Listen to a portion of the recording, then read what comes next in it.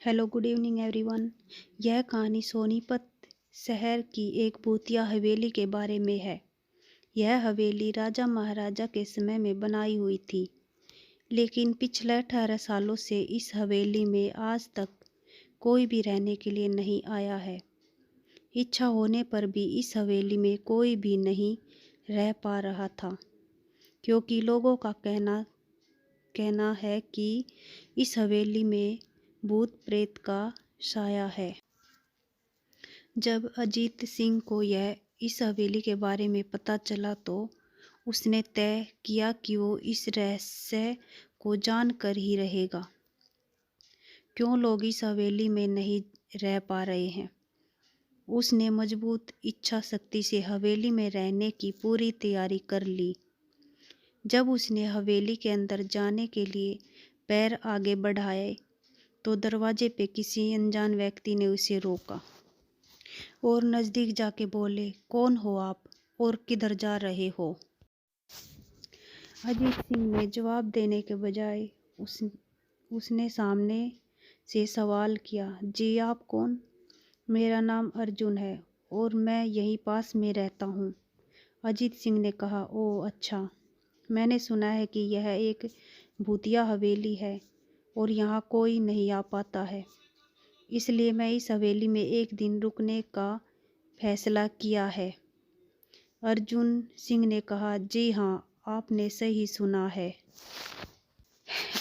और आप भी अंदर मत जाइए। मेरी माने तो आप भी वापस लौट जाइए, यहाँ बहुत खतरा है। यह सुनकर अजीत सिंह खुश हो गया, जैसे उन्हें कोई लॉटरी लग गई हो। अर्जुन ने उसकी खुशी को देखकर बोला, आप क्यों खुश हो रहे हो। आपको तो भूत का नाम सुनकर डर जाना चाहिए। शायद आपको पता नहीं होगा कि मैं भूत प्रेत में काफ़ी दिलचस्पी रखता हूँ। अजीत सिंह ने कहा, अगर इस हवेली में भूत है तो मैं अंदर ज़रूर जाऊँगा और सारी सच्चाई का पता ही भी लगाऊँगा।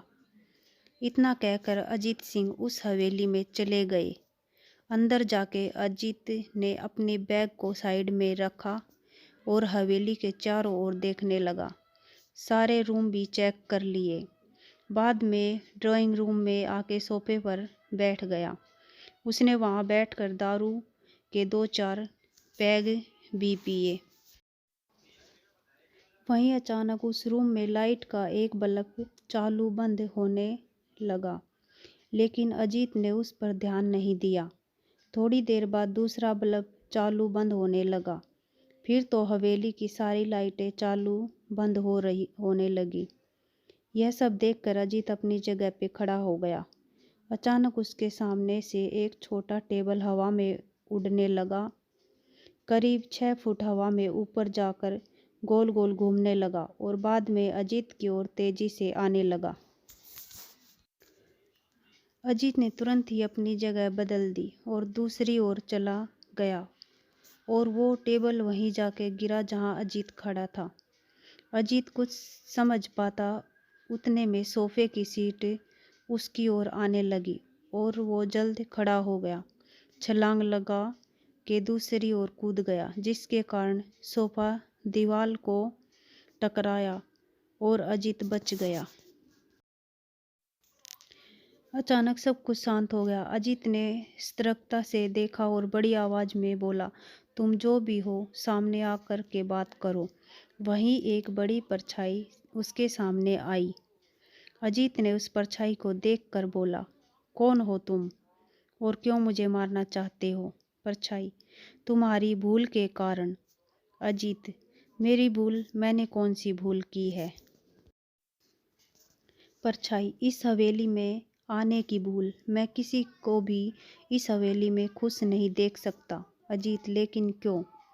वो उस परछाई ने जवाब दिया, आज से 18 साल पहले इस हवेली के मालिक ने मुझे यहीं पे मार डाला था। मेरी कोई गलती भी नहीं थी। इस कारण की वजह से मेरी आत्मा इस हवेली में भटकती रहती है। मैं किसी को भी इस हवेली में नहीं रहने दूंगा, क्योंकि इस हवेली में मेरा खून हुआ था। इस हवेली में जो भी रहने के लिए आएगा उसकी मौत होगी। अजीत ने कहा, मैं तुम्हें अपने असली रूप में देखना चाहता हूँ। तुम्हें मारने से पहले मैं तेरी यह इच्छा अवश्य पूरी करूँगा, परछाई ने बोला। और उस परछाई ने एक भयानक दरमियाना रूप ले लिया।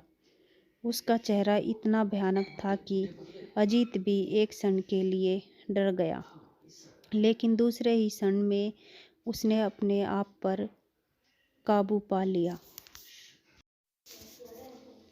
इसके बाद अजीत ने अपनी जेब से एक सफ़ेद पाउडर निकाला और उस भूत के ऊपर फेंक दिया। भूत के ऊपर पाउडर पड़ते ही वो जलने लगा। बड़ी बड़ी ज्वालाएं उठने लगी। वो बहुत ज़ोर ज़ोर से चिल्लाने लगा और बाद में पूरी तरह से जल गया।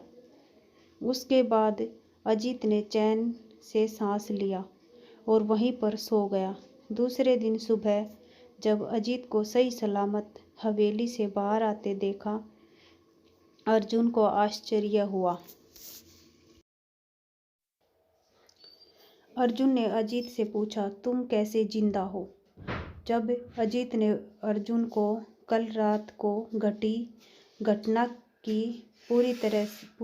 को पूरी तरह से बताया और बोला, अब यह हवेली भूतिया हवेली नहीं रही। वीडियो को लाइक, शेयर और चैनल को सब्सक्राइब करें।